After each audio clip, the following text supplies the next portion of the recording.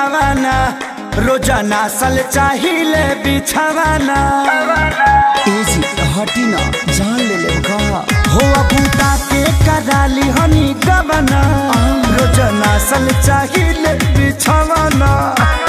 काच बजवानी सुनिए राजा जानी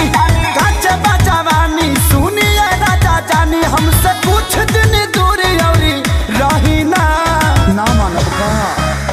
नान्हे बा हमरो उमर कमर लोले साहिना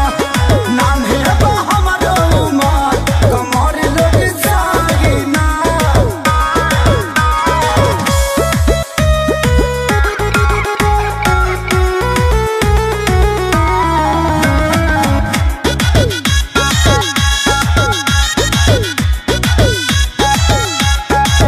नहीं करी परेशान अब ही बानी हम नादान से जिपा चढ़ी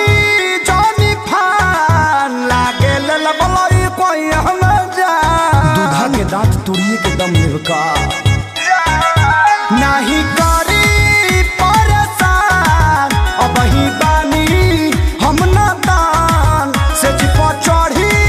जानी फान लागे ललबलई कोई हम जान बड़ा लगी छोट नदी में थाही ना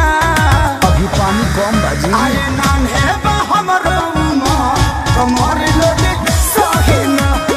नान्हे बा हमरो उमर कमर लोले साहिना